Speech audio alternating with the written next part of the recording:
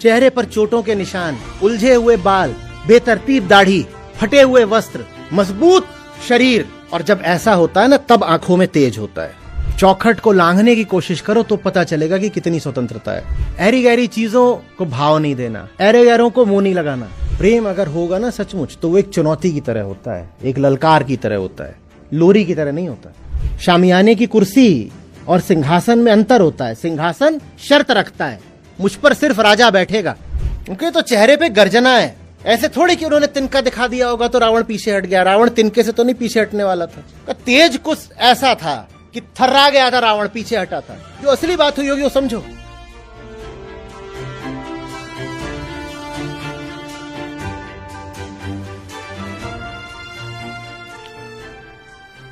आप स्वतंत्र हो ये आपको पता ही कैसे चलेगा? आपको कैसे पता चलेगा आप स्वतंत्र हो?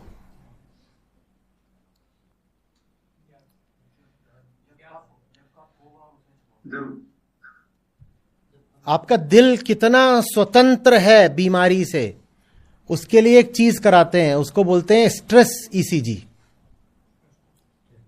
स्ट्रेस आता है तभी तो पता चलता है कि हाल क्या है। आप कुछ स्ट्रेस ही नहीं ला रहे हो जीवन में, तो आपको पता क्या चलेगा आपका हाल क्या है? बहुत सारे लोग सिर्फ इसलिए मरते हैं क्योंकि उनकी जिंदगी में कोई स्ट्रेसफुल फिजिकल एक्टिविटी होती ही नहीं है, तो उनको भीतरी बीमारियां लगी होती हैं, वो एकदम लास्ट स्टेज तक पहुंच जाती हैं। लेकिन आप अपने शरीर से काम ही बस 10% कैपेसिटी का ले रहे हो, तो अगर बीमारी ने आपकी 80% भी कैपेसिटी खा ली है तो आपका शरीर तो काम करता रहेगा, आपको पता ही नहीं चलेगा। आप बात समझ रहे हो? लेकिन जो अपने शरीर से 80% काम ले रहा हो उसको बीमारी का तुरंत पता चल जाता है। नहीं तो हो सकता है आपको फेफड़ों का कैंसर हो और आपको बिल्कुल अंत में आके पता चले, क्योंकि सांस तो आपकी चल रही थी। सांस रुकनी तब शुरू हुई जब फेफड़ा पूरा जा चुका था। लेकिन अगर आप रोज सुबह दौड़ते थे 5 किलोमीटर तो फेफड़ों का कैंसर तुरंत पकड़ में आ जाएगा, एकदम शुरू में ही पकड़ में आ जाएगा, क्योंकि वो दौड़ने में बाधा देने लगेगा।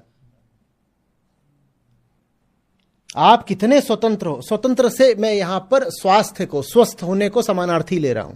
आप कितने स्वतंत्र हो पता तो तब चलेगा ना जब आप बेड़ियों को चुनौती दोगे। जो चुनौती नहीं दे रहा उसे पता क्या? मैंने एक बार कहा था, अपनी मर्जी से चल रहे हो तो रुक कर दिखाओ। आपके चलने में स्वतंत्रता कितनी है अभी पता चल जाएगा, रुक कर दिखा दीजिए। कुछ जरा अलग तो करो जिंदगी में, कुछ लेकर के तो आओ जिसमें कुछ प्रयोग हो, परीक्षण हो, बात को घिसा जाए। नहीं तो अपने आप को ये भ्रम दिए रहना कि हम तो स्वतंत्र हैं बहुत आसान है।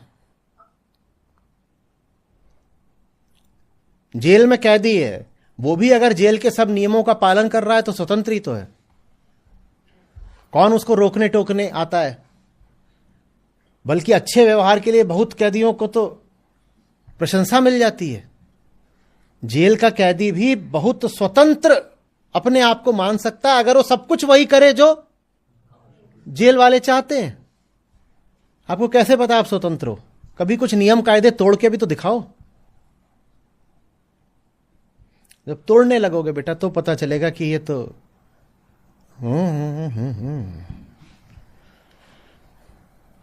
ये तो स्वतंत्रता कहीं थी ही नहीं। हम उतने ही स्वतंत्र हैं जितना खूंटे से बंधी हुई गाय। अपने दायरे के भीतर वो पूरी स्वतंत्र है। यहां जाओ, देखो, आप ये लो, आप यहां बैठो, ये है उसकी चार दीवारी गाय की। और गाय पूछने आई फ्रीडम, तो गाय को बोला गया फ्रीडम का मतलब है आप यहां भी बैठ सकते हो, आप यहां बैठ सकते हो, आप यहां भी बैठ सकते हो, आप यहां भी। इसीलिए शब्द होता है बियॉन्ड। गाय पूछी can I go beyond this, एक पड़ा पट्ट से। इसके भीतर तो पूरी स्वतंत्रता है, ये करो कि ये करो कि ये करो कि ये करो। अरे ये इनको कभी चुनौती दे के देखो तो पता चलेगा कि मामला कितना स्वतंत्र है।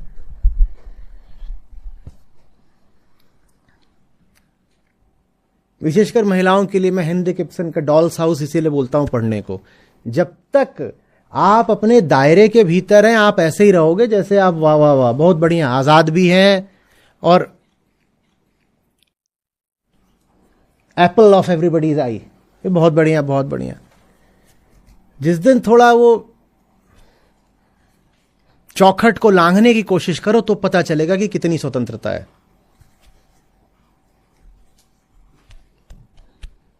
चिड़िया भी पिंजड़े के भीतर पर फड़फड़ाने के लिए स्वतंत्र होती है भाई।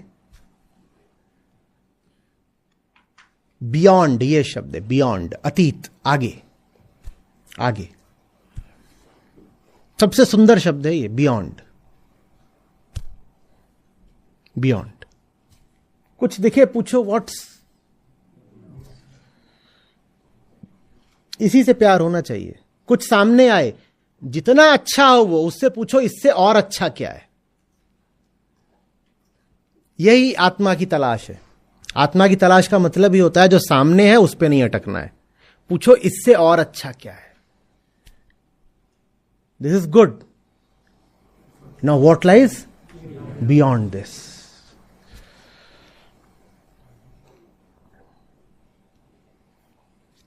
फिर से बोल रहा हूं, अध्यात्म का हमारे सामने जो संस्करण लाया गया है ना, वो बड़ा दूषित है।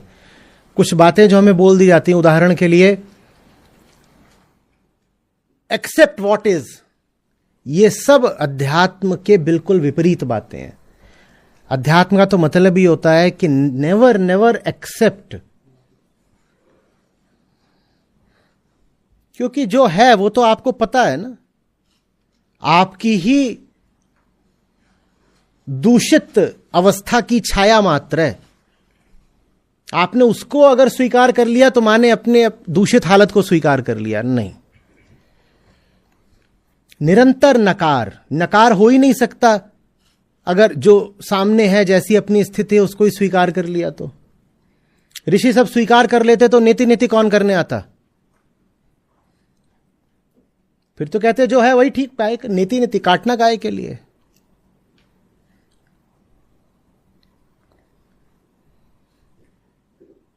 Accept things as they are, love me as I am, नहीं, एकदम नहीं। पर वो सब मुहावरे चलन में हैं, इसकी वजह है वो सुविधा देते हैं, वो तामसिक हैं, वो आपको सहूलियत देते हैं कि जहां पड़े हो वहीं पड़े रहो। सुअर के लिए बहुत अच्छा है ना, accept things as they are. सुअर कीचड़ में पड़ा हुआ है, अब उसको बोलोगे सफाई कर तो कितनी मेहनत करे बेचारा। तो कहीं से गया और आध्यात्मिक सूत्र सीख कर आया है, क्या? Accept life as it is. और लाइफ एज इट इज बढ़िया, एकदम टॉप का गटर। और कैसी होती है जिंदगी? एज इट इज कैसी है जिंदगी? टॉप का गटर है, और क्या है। लेकिन ये आधुनिक अध्यात्म यही है पूरा, acceptance, unconditional acceptance, unconditional love. Unconditional love माने क्या? कि वहां पे मल में सुअर पड़ा है, उसको जाकर बेशर्त प्रेम करने लगूं और फिर कहूं कि मुझे सत्य से भी प्रेम है, तो सत्य और सुअर तो एक ही हो गए फिर। या तो सत्य से कर लो प्रेम, या गू में लौटते सुअर से कर लो। दोनों से एक ही सांस में एक बराबर तो प्रेम नहीं कर पाओगे, कर लोगे तो ये क्या होता है? अनकंडीशनल लव क्या होता है? कंडीशन तो होनी चाहिए। बहुत सस्ता प्रेम होगा जो शर्तें नहीं रखता, वो प्रेम नहीं है, कुर्सी है, कोई भी आगे बैठ जाए। शर्तें होनी चाहिए ना। शामियाने की कुर्सी और सिंहासन में अंतर होता है। सिंहासन शर्त रखता है, मुझ पर सिर्फ राजा बैठेगा।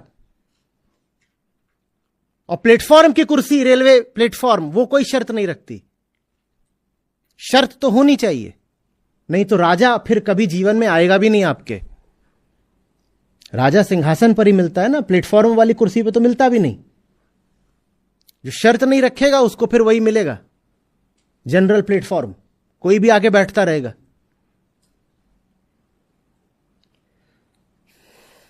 थोड़ा जीवन में ना ठसक होनी चाहिए, एक्सक्लूसिविटी। एक शान, ऐरी गैरी चीजों को भाव नहीं देना, ऐरे गैरों को मुंह नहीं लगाना।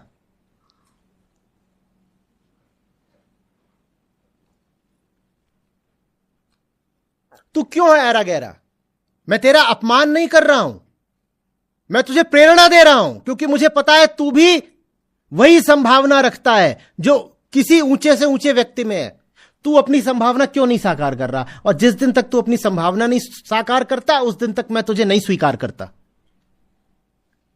शर्त रखने का मतलब यह नहीं है मैं किसी को नीचा घोषित कर रहा हूं। शर्त रखने का मतलब यह कि मैं उसे बता रहा हूं कि तू जो हो सकता है, तू उससे बहुत नीचे चल रहा है। मैं चाहता हूं तू ऊपर उठे, इसलिए शर्त रख रहा हूं। कुछ भी नहीं है। दूसरे को बेशर्त स्वीकार करने से पहले, चाहे अपनी स्थितियों को बेशर्त स्वीकार करने में हमारा स्वार्थ है क्या? उसको बोलेंगे कि तू बदल, तो हमें भी तो बदलना पड़ेगा। न तू बदल न मैं बदलूं, तू वहां लौट मैं यहां लौटूं। दोनों ने एक दूसरे को अनकंडीशनली एक्सेप्ट कर रखा है।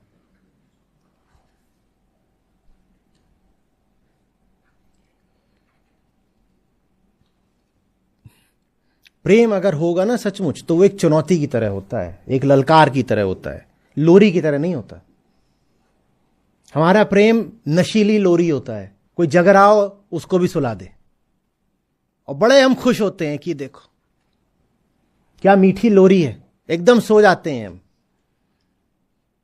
प्रेम वो जो सोते हुए को उठा दे। क्या ललकार मारी, उठ गए बिल्कुल। अब आया ना जिंदगी में प्रेम, पर ऐसा प्रेम बड़ा मुश्किल है। चाहिए किसको? सो रहे थे, बिस्तर से गिर पड़े, ललकार मार दी। ललकार उधर से, चीत्कार इधर से। लोरी वाला ठीक रहता है, तुम गाओ मैं सो जाऊं, सुख सपनों में खो जाऊं। कुछ आ रही है बात समझ में?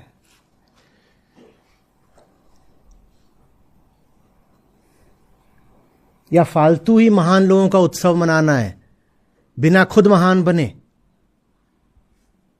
ये कौन सा उत्सव है जिसमें हम बैठ जाते भेड़ बकरी चीटी चीटे की तरह और कहते हैं बस वो लोग महान थे? उन्हें कितना बुरा लगता हो। तुम मुझे महान बोल रहे हो, तुम क्या हो? जबकि तुम हो बिल्कुल वही सकते हो जो हम हुए। फिर तुम क्यों ऐसे बने बैठे हो?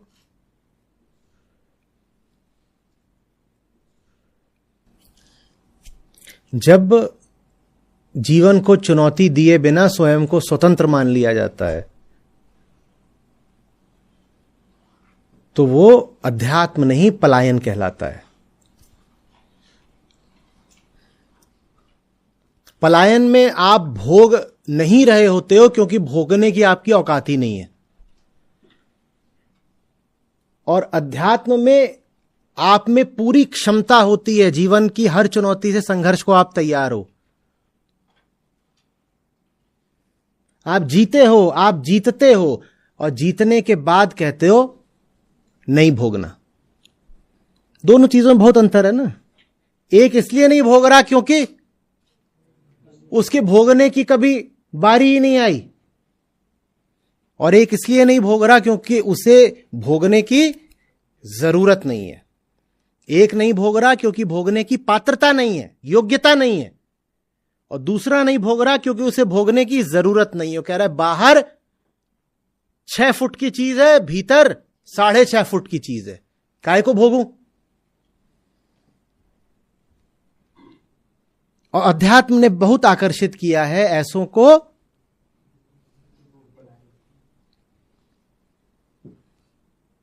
वो बड़े खुश होते हैं, कहते हैं यहां पे त्याग वगैरह की बात होती है। यहां तो जिनके पास होता भी है उनका भी छुड़वा दिया जाता है।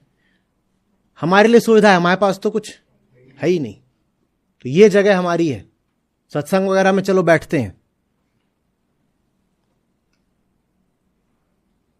ऐसे नहीं।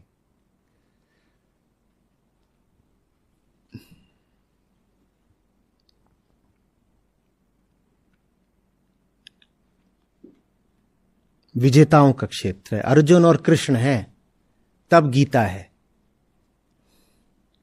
ये थोड़ी कि वहां इधर उधर के दो प्यादे खड़े हुए हैं सर पे उल्टा कटोरा डाल के, एकदम ऐसे मरियल, एक 35 किलो एक 45 किलो का, उनमें